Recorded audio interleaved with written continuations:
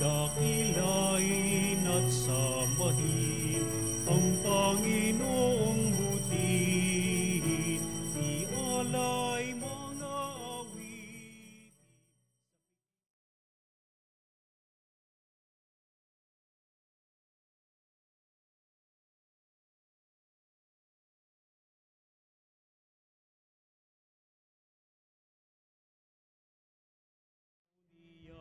Inirang kawang iniingatan, ating dakilain at sambahin ang Panginoong butihin, ialay mga awitin sa piging na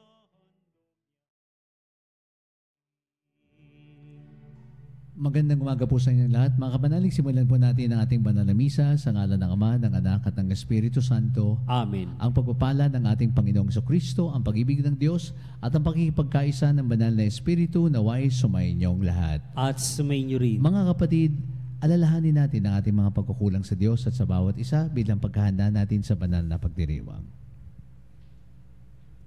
Inaamin ko sa makapangyarihang Diyos sa inyong mga kapatid, na lubha ako nagkasala sa isip, sa salita, sa gawa, at sa aking pagkukulang. Kaya sinasama ko sa mahal na Birheng Maria, sa lahat ng mga anghel at mga banal, at sa inyo mga kapatid, na ako'y panalangin sa Panginoong ating Diyos. Kaawaan tayo ng makapangyarihang Diyos, patawarin tayo sa ating mga kasalanan, at patnubayan tayo sa buhay na walang hanggan. Amen. Panginoon, kaawaan mo kami. Panginoon, kaawaan mo kami. Kristo, kaawaan mo kami. Kristo, kaawaan mo kami. Panginoon, kaawaan mo kami. Panginoon, kaawaan mo kami. Manalangin tayo. Ama naming makapangyarihan ng langit at lupa ay iyong pinamamahalaan. Dingin mo ang pagluhog ng iyong sambayanan at pagkalooban mo kami ng kapayapaan araw-araw. Sa pamamagitan ni Jesucristo kasama ng Espiritu Santo, magpasawalang hanggan. Amen.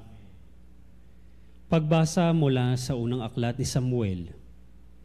Noong mga araw na iyon, sinabi ng Panginoon kay Samuel, "Huwag mong ikalungkot ng labis ang pag-aalis ko kay Saul bilang hari. Magdala ka ng langis at pumunta ka kay Hese na taga Bethlehem, sapagkat pinili ko ng maging hari ang isa sa kanyang mga anak." Sumagot si Samuel, "Paano ako pupunta roon? Tiyak na papatayin ako ni Saul kapag nalaman niyang nagpunta ako roon." Sinabi ng Panginoon, "Magdala ka ng isang dumalagang baka at sabihin mo maghahandog ka sa akin. Anyayahan mo si Hese at ituturo ko sa iyo kung ano ang gagawin mo at kung sino ang papahiran mo ng langis." Sinunod ni Samuel ang utos sa kanya ng Panginoon. Nagpunta nga siya sa Bethlehem. Siya'y sinalubong ng matatanda ng lungsod at nanginginig na tinanong, "Sa ikabubuti ba namin ang inyong pagparito?" "Oo," ang sagot niya. "Naparito ako upang maghandog sa Panginoon. Ihanda ninyo ang inyong sarili at sumama kayo sa akin."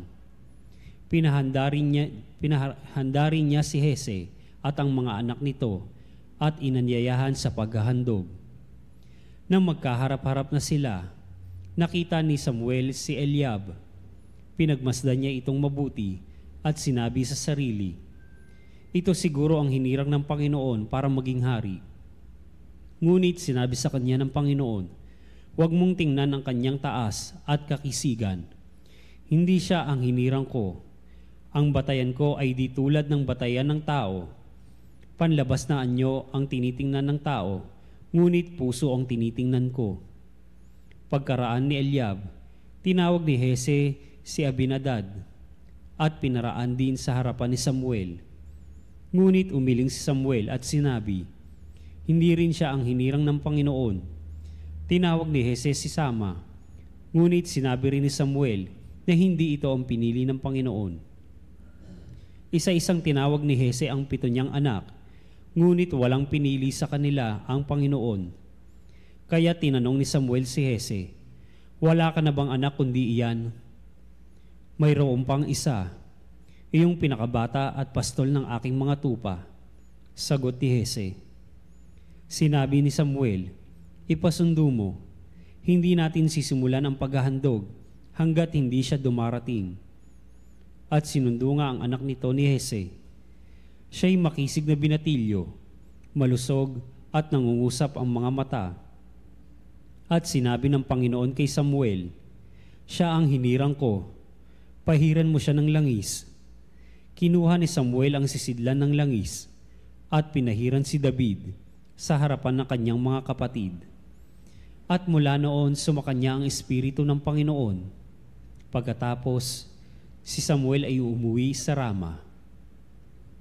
Ang salita ng Diyos. Salamat sa Diyos. Si David na aking lingkod, ang hirang kong ibinukod. Si David na aking lingkod, ang hirang kong ibinukod.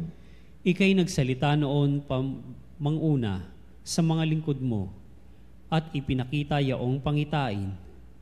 At ito ang badya, aking pinutungan ng isang dakila na aking pinili sa gitna ng madla. Si David na aking lingkod, ang hirang kong ibinukod. Ang piniling lingkod na ito'y si David, ang aking pinahiran ng banal na langis.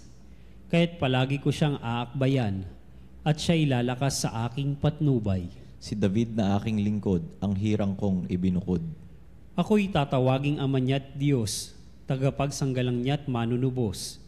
Gagawin ko siyang anak na panganay, mataas na hari nitong daigdigan. Si David na aking lingkod, ang hirang kong ibinukod.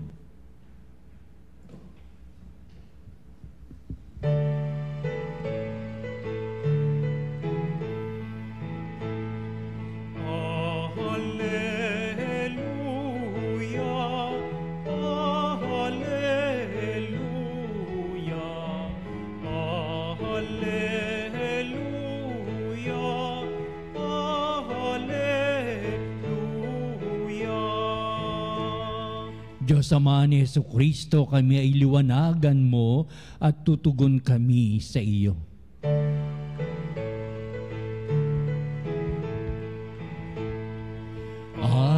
Alleluia, alleluia,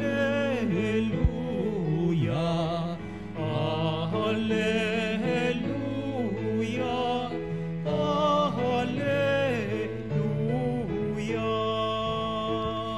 Sumainyo ang Panginoon At sumainyo rin. ang pagpapahayag sa Ebanghelyo ayon kay San Marcos. Papuri sa iyo, Panginoon. Isang araw ng pamamahinga, naparaan si Jesus sa kanyang mga alagad sa tabi ng triguhan. Habang daay nangingitil ng uhay ang mga alagad, kaya't sinabi ng mga Pariseyo kay Jesus, tingnan mo ang ginagawa ng iyong mga alagad. Bawal yan kung araw ng pamamahinga. Sumagot si Jesus, hindi ba niyo nababasa ang ginawa ni David noong si Abiatar ang pinakapunong saserdote? Nang siya at ang kanyang mga kasama'y nagutom at walang makain, pumasok siya sa bahay ng Diyos at kumain ng tinapay na handog sa Diyos. Ayon sa kautusan, ang mga saserdote lamang ang may karapatang kumain iyon. Ngunit kinain iyon ni David at binigyan pa ang kanyang mga kasama.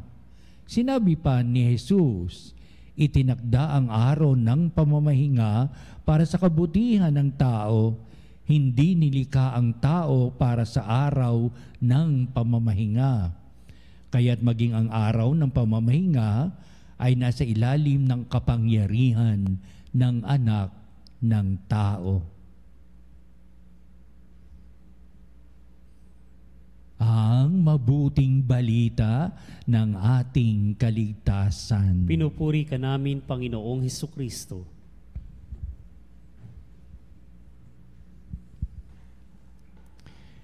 Alam ko, nabalitaan ninyo na ako'y nagkasakit noon at na-hospital. Alam mo ba ninyo, kulang sa pamamahinga. Kulang sa tulog. Kailang dapat tayo mamahinga. Pero sa ating mabuting balita, isang magdiwa ng pamamahinga ang pinibigay ito sa ating larawan. Araw ng pamamahinga sa patuloy nakaugnay sa paglikha ng Diyos. 7 araw nga daw, kaya sa 7 araw, nagpahinga si Lord sa kanyang paglikha sa buong sangkalupaan, sa langit at lupa at lahat-lahat na. Yun ang tinuturing ng mga Hudyo ng malituntunin sa buhay. Kailangan ding tao'y magpahinga sa araw ng pamamahinga para sa gayon ay makatupad sa lahat ng mga gawain sa templo o sa sinagoga. Kaya ito yung araw ng pamamahinga na sinasambit sa unang bahagi ng ating mabuting balita. Araw ng pamamahinga. Ano pat? Naging tagubilin na at alituntunin sapagkat ito ang pinakabatas at meron pang mga batas pa sa paligid ng pinakabatas. Kaya bago muna hindi may sakatuparan ang pinakasentro ng batas, kailangan mo nang tubdin ang mga nakapaligid na batas na nakaugnay sa pinakabatas. Kaya ang isa sa mga pinapalatuntunan noon, ito, ano man ang gawain mo, alisin mo ako, ano man gawain mo, ano man ang gagawin mo sa araw ng pamamahinga, huwag kang gagawa. Kaya ito ngayon ang eksena ng ating mabuting balita. Nakita ang mga alagad nangingitil ng uhay ng mga trigo kasi gutom na sila Kaya habang siguro nagkukwentuhan sila, naglalakad at meron silang dadaanang pathway habang sila ay dumadaan. Ayun, nangingitil sila ng uhay ng trigo. At ngayon, ang akusasyon sa kanila, hindi ka dapat mangitil ng uhay ng trigo. Iyan ay isang gawaing hindi pinahintulutan sapat araw ng pamamahinga ngayon. Ito ngayon na nagiging issue ng mga tao, ng mga Pariseyo sa hinggil sa ganitong mga gawain hindi dapat maging gawain ng mga alagad upang sabihin, alagad pa naman kayo ni Kristo, hindi tumutupad sa araw ng pamamahinga. At marami pa silang sinasabi laban sa mga alagad ng ating Kristo. Ito'y pinagwikaan ng Pariseyo mismo kay Kristo. Humarap talaga sila kay Kristo. Tinan mo yung mga alagad mo, tinan mo yung mga kasama mo, lahat nangingitin sila ng uhay ng ganyan. Ano masasabi mo? Ayan, ito eksena natin mabuting balita na madrama. Kaya sabihin natin, ang buhay nga ba ng tao ay madrama lalong-lalo sa hindi pagtupad sa batas? Oo, sa hindi pagtupad sa batas, maraming nangyayari, lalo na sa kasalukuyan. May social media tayo na talaga, hindi ka palalampasin ng media, hindi ka palalampasin ng mga text messages at hindi ka palalampasin ng lahat ng mga panunuri ng mga tao pag lumabag ka sa batas. Bago pa na talagang tunghayan ang nakagawa ng mga pagkakasalang ito at ano ang naging daan para siya ay nagkasala. Upang lalong maunawaan ang kanyang paggawa ng kasalanan na nakikita ng mga tao, tinamunan ang puso't kalooban ng gumawa ng kasalanan at kasamaan. Naroon ang ating Panginoong Kristo, may paglabag. Bakit hindi? Parusahan, sige, parusahan. Pero, sabihin ni Kristo, bago mo na mangyari yan, unawain muna ninyo ang mga naganap na pangyayari upang ang batas na yan ay siyang pangunahing dapat na alituntunin ng mga tao. Ang batas na yan hindi dapat na ito ay hindi maaring hindi ito ganapin. At kung ito gaganapin, ikaw ay nagkasala, ikaw ay parusahan. Kaya, ang katanungan sa ikalawang bahagi natin mabuting balita, para saan ba yung batas? Pumuksa, pumatay, at kung ano'y alituntunin at batas na ibinibigay ng batas na yan ay dapat na ganapin sa taong nagkasala. Napakataas ng batas na yan. Yan din ang sanhi ng kamatayan ni Kristo. Paglabag sa batas. Sa sabihin ng mga tao, tagapag-usig niya, itinuturing niya ang kanyang sarili na Diyos. Siya ba ay Diyos? Yan ay malaking kadustaan sa pangalan ng Diyos. Ipako sa krus, ipako ni si Kristo. Hindi nakalibre sa ganyang alipustahan ng mga tao at mga may ganitong kaisipan. Ang batas ay nariyan, puksain ng taong pumatay, ang taong gumawa ng paglabag sa batas. Pero sa ating Panginoong Kristo, what is in the heart of everyone, so that following the law is really a worth following because it gives us a good guidance in life, a good protection in life, na nasa isipan ng tao, may batas. Ikapit ang batas diyan. At kung nagkasala, puksain ang taong ito. Di ba?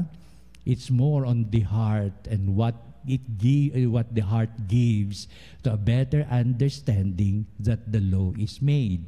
Kaya what is the heart of the law? Hindi yung what is the law itself. Kung ikaw ay lumabag, parusahan. Pero kay Kristo, ano ba talaga ang puso ng batas? Kaya ito ay isinabatas. Pangalagaan ba ang tao o puksain ng tao? Bigyan ng kapatawaran ng tao o patayin ng tao at mawala na ang lumalabag sa batas? Ang itong mga bagay ba'y umiiral pa hanggang sa kasalukuyan? Oo, meron tayong paglilitis, meron tayong tanong at sagot, meron tayong paghalukay sa puso kalooban ng tao, kaya siya'y lumabag sa batas. Inuunawa hanggang makakaunawa ang mambabatas upang sa gayon ang paglapat ng kaparusahan ay maging kaaya-aya at hindi sukdulang nauuwi sa isang parusa. Matandang kaisipan ng mga bagay nito, pero kay Jesucristo simula noon na manin nila ang mga pahayag ni Kristo, umiiral pa rin ang pagmamahal na tayong lahat ay anak ng Diyos, patuloy na pinagpapala ng poong may kapal at sa makabutihan ng tao, isinasaalang-alang ang batas. Kaya nga ba sa huling bahagi na naroon, sinabi ni Jesus, itinakda ang araw ng pamamahinga para sa kabutihan ng tao, hindi nilikha ang tao para sa araw ng pamamahinga. That is it. Upang sabihin ni Kristo, mahalaga pa rin ang tao. Ang tao pa rin ang minamahal ng Diyos, kinakalinga ng Diyos. Ano man ang iyong puso't kalooban, kung ito may kabagsikan, dala ng pagkakasala, kung ito man ay kawaldasan at tumatalikod sa pag-ibig ng Diyos, mahal ka pa rin ng Diyos. Sa panababatid niya, sabihin ang nilikha ng Diyos, walang nilikhang masama ang Diyos. Ang taong nilikha ng Diyos ay pawang mabubuti. Nagiging masama lamang sa may dudulot na kapaligiran, sa paghimok ng mga barkada siguro, sa kapaligiran umiiral ang kadiliman ng buhay. Pero naturalmente sa tao, ang sukdulang kabutihan, kabanalan ng tao, yan ang gustong palitawin ni Kristo sa ating puso at kalooban. Sa larawan nating mga abala, sa marami nating mga tungkol at mga gawain, upang sa lahat na anuman na ating ganapin, salita at sa gawa, mangyayaring lahat sa ngalan ng ating Kristo may angking kabutihan at kabanalan ng buhay. Itong pagdiriwang ba na misang ito ay pumapailang lang ang napakahalagang mensahe ng Diyos upang pagsikapan natin na ito ang ating ganapin. Ito ang ating bigyan ng umang pagpapahalaga sa buhay. May batas para tumulong sa mga tao.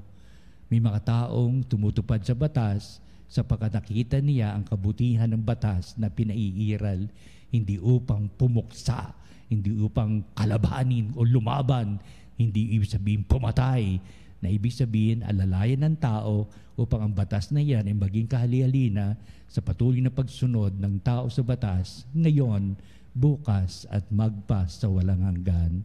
Amen.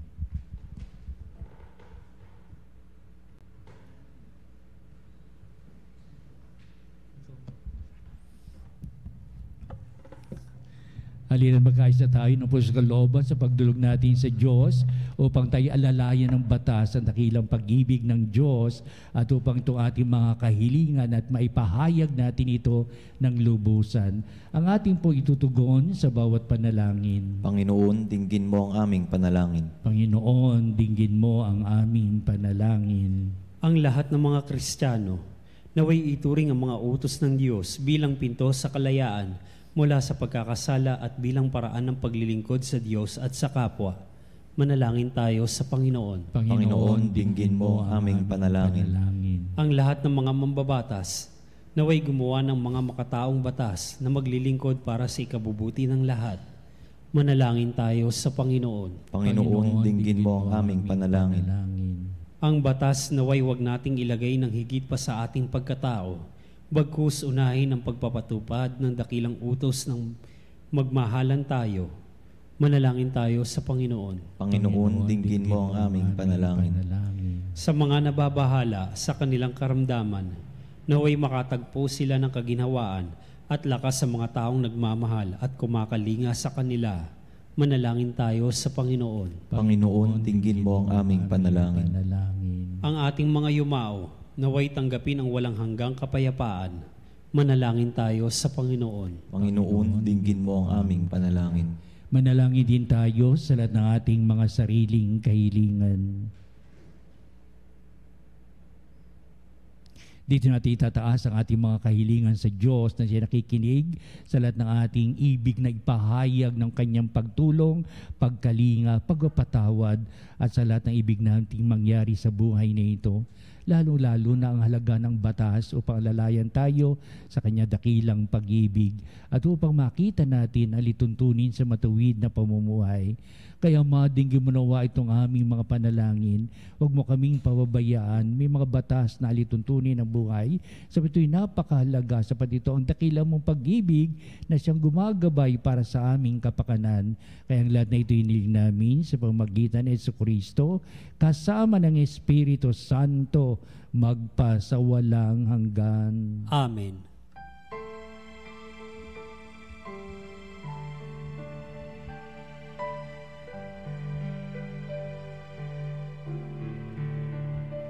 Ang maihahandog sa iyo, Panginoon, ay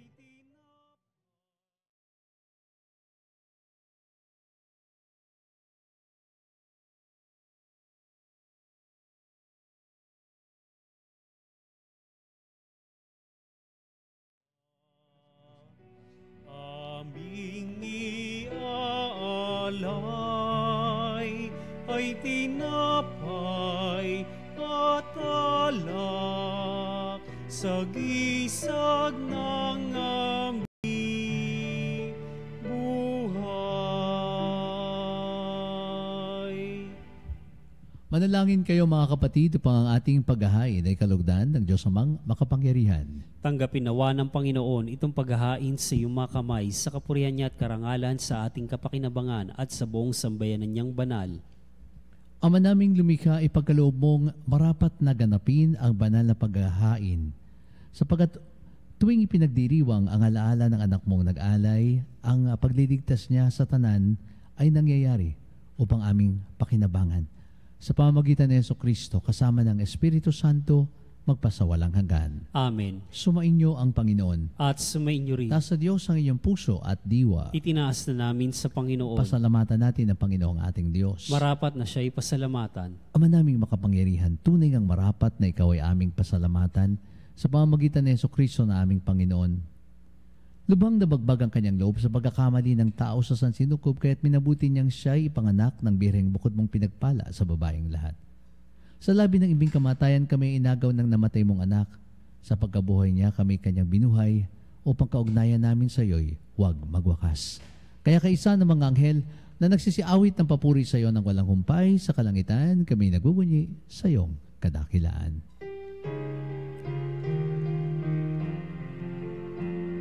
Santo, Santo, Santo, Panginoong Diyos na makapangyarihan, napupuno ang langit.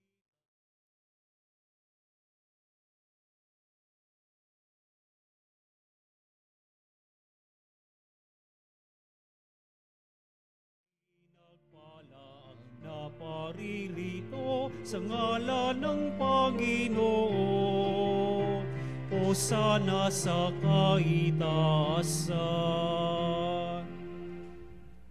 Ama naming banal, ikaw ang bukal ng tanang kabanalan, kaya't sa pamamagitan ng iyong Espiritu gawin mong banal ang mga kaloob na ito upang para sa amin ay maging katawan at dugo ng aming Panginoong Hesukristo. Bago niya pinagtiis ang kusang loob na maging handog, hinawakan niya ang tinapay, pinasalamatan kanya, pinaghati-hati niya iyon, iniabot sa kanyang mga alagad at sinabi, "Tanggapin ninyong lahat ito at kanin. Ito ang aking katawan na ihahandog para sa inyo.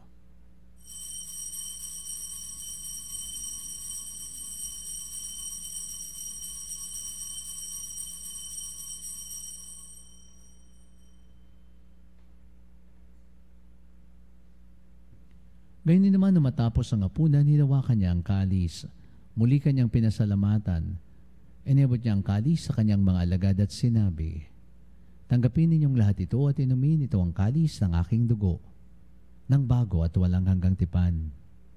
Ang aking dugo na ibubuhos para sa inyo at para sa lahat sa ikapagpapatawad ng mga kasalanan.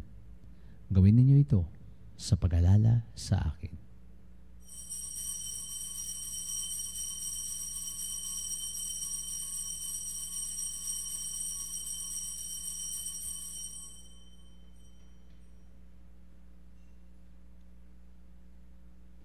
Ipagbunyi natin ang misteryo ng pananampalataya.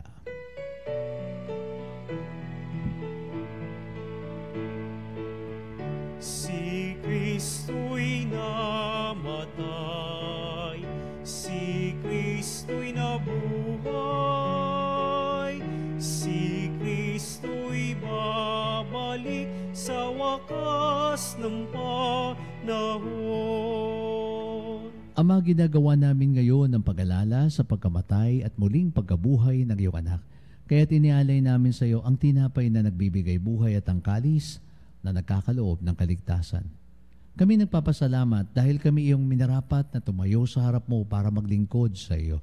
Isinasamo namin kami magsasalo-salo sa katawan at dugo ni Kristo ay mabuklod sa pagkakaisa sa pamamagitan ng Espiritu Santo.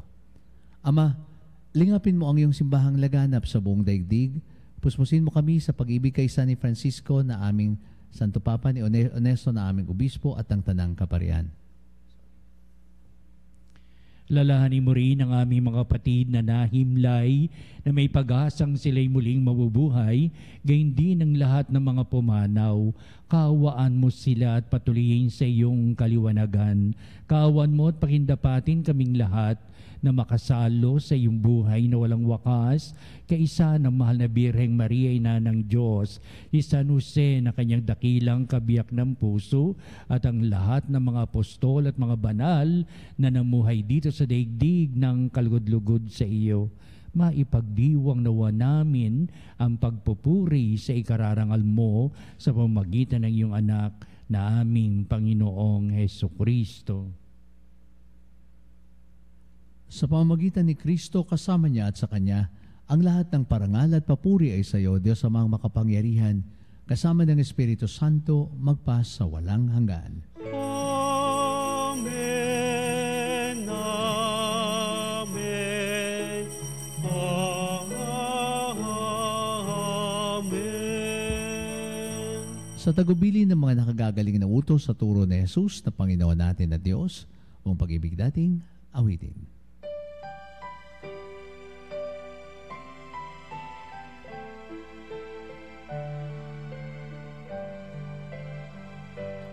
Ama namin, sumasalangit ka, sambahin ang ngalan mo, mapasa amin ang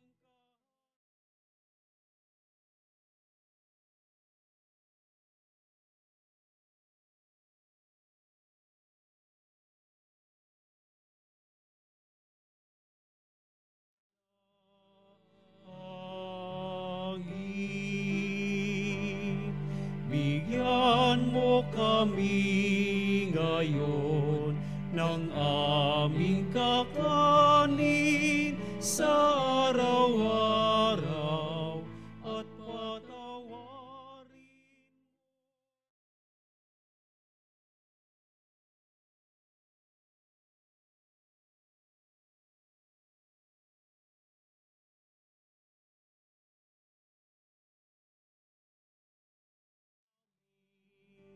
sa nagkakasala sa amin, at huwag mo kaming ipahintulot sa tukso, at yadya mo kami sa lahat ng masama. Hinihiling namin kami adya sa lahat ng masama, pagkalooban ng kapayapaan araw-araw, iligtas sa kasalanan at ilayo sa lahat ng kapahamakan, samantalang aming pinananabikan ng dakilang araw ng pagpapahayag ng tagapagligtas namin, si Jesucristo. Sapagkat sa iyo ang kaharian at ang kapangyarihan at ang kapurihan magpakailanman. Amen. Panginoong Jesucristo, sinabi mo sa iyong mga apostol, kapayapaan ang iniiwan ko sa inyo, ang aking kapayapaan ang ibinibigay ko sa inyo. Tungayan mo ang aming pananampalataya at huwag ang aming mga nagawang pagkakasala. Pagkalooban mo kami ng kapayapaan at pagkakaisa ayon sa iyong kalooban, kasama ng Espiritu Santo, magpasa walang hanggan. Amen. Ang kapayapaan ng Panginoon ay laging sumainyo. At sumainyo Samahan rin. po ng ngiti ang ating mga labi, pamahagi po natin ng kapayapaan ni Kristo. Kapayapaan po. Kapayapaan po sa bawat isa mga kapanalig. Kordero ng Diyos na nag-aalis ng mga kasalanan ng mundo, maawa ka sa amin.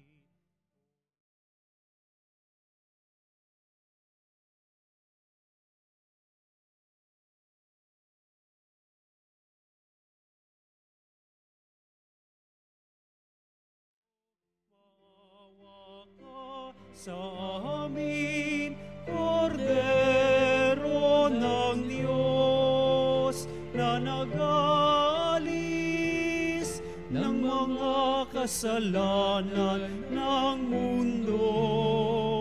Ipagkaloob po ninyo sa amin ang kapayapaan.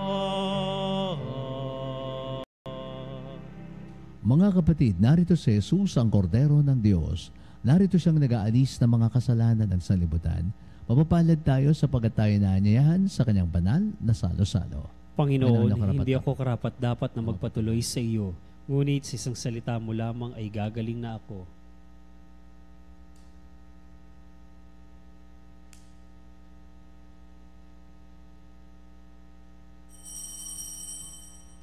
Mga kapanalig, ating dasalin ang komunyong espiritual.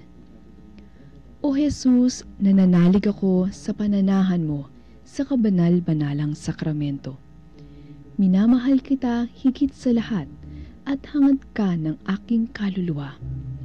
Hindi ko man matatanggap ngayon ang iyong katawan at dugo, inaasahan ko na patuloy kang mamumuhay sa aking puso.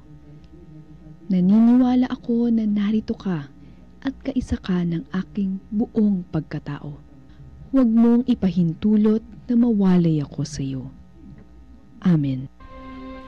Panalangin sa Birhen ng Katotohanan. O Birhen ng Katotohanan.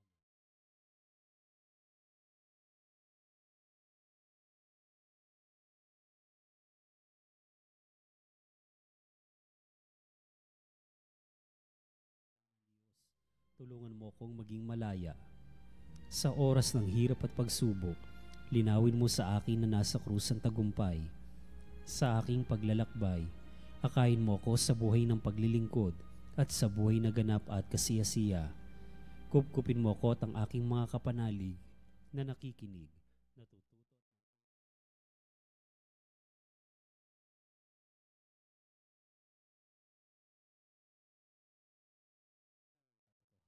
At ikaw ang buhay, iligtas mo kami. Amen.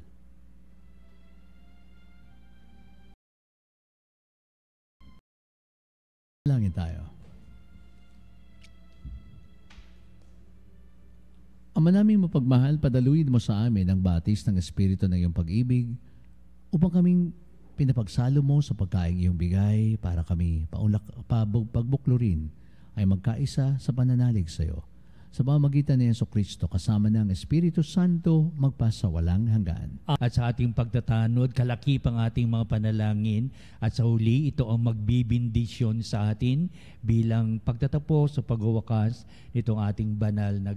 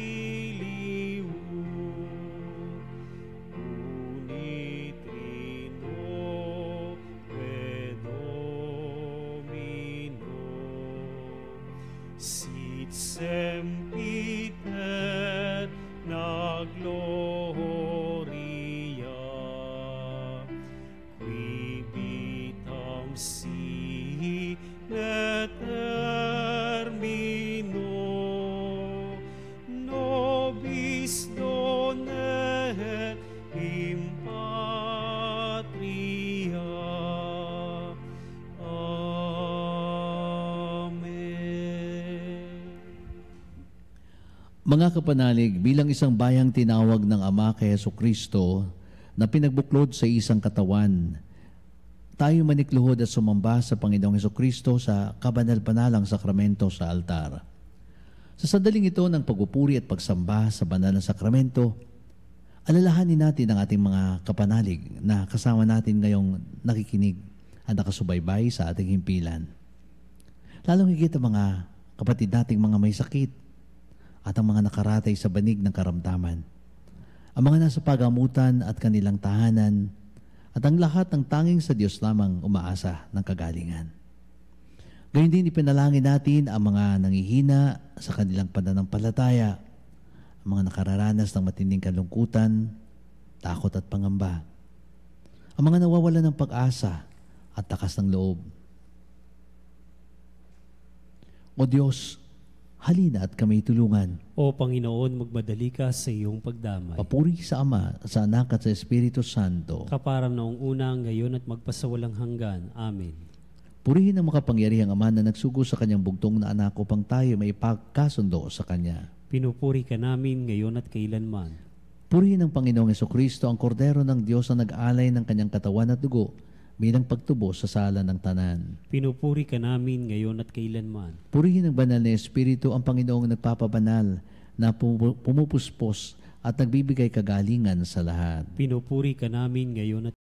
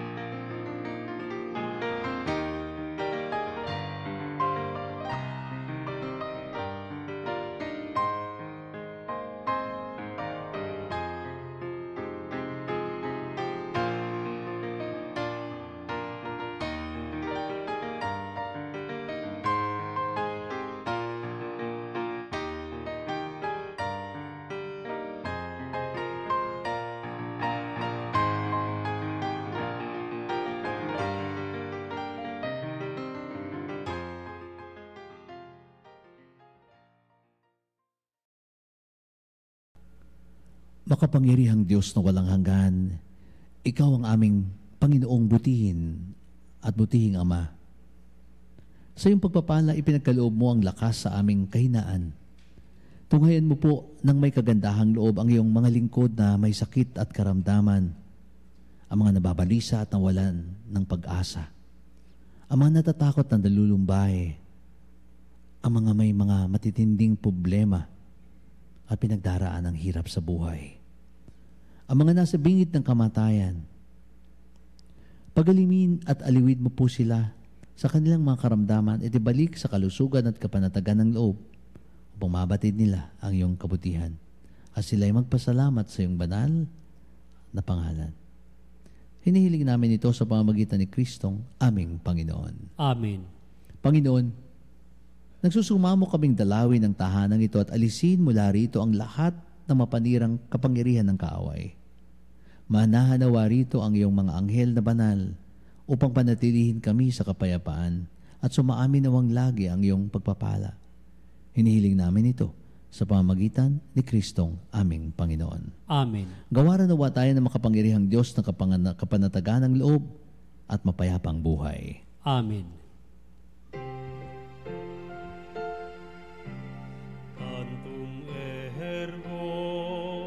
Sacramento venerem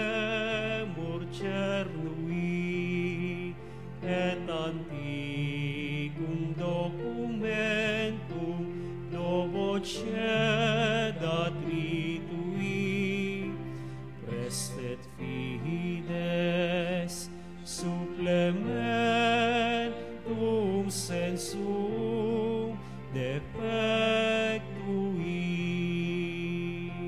genitori, genitoque, lauset jubilatio, saluso, nor virtus coque, sit et benedictio, procedenti, abur troque comparsit, laudatio.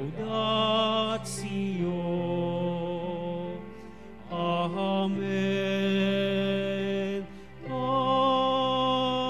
Amen. Panem de cielo prestitisti eis. Omne delectamentum in se habente. Oremus. Deus qui nobis sub sacramentum mirabili, passionis Tuae memoriam reliquisti, tribueque sumus, et a nos corporis et sanguinis Tui sacra mystere venerari, ut redemptionis Tuae fructum in nobis iugiter sentiamus, qui vivis et regnas in saecula saeculorum. Amen.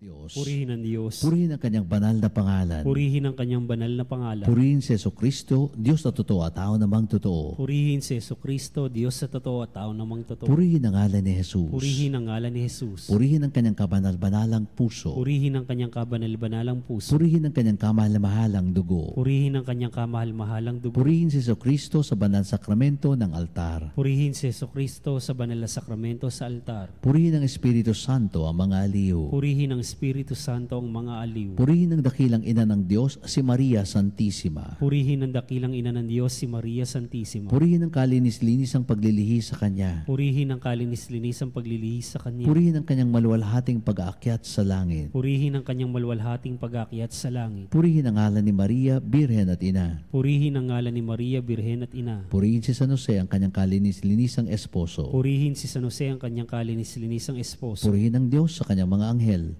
at mga santo. Purihin ang Diyos sa kanyang mga anghel at mga santo.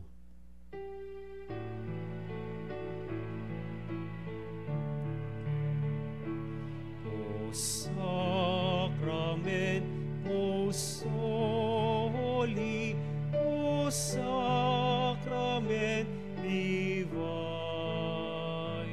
all praise and all thanksgiving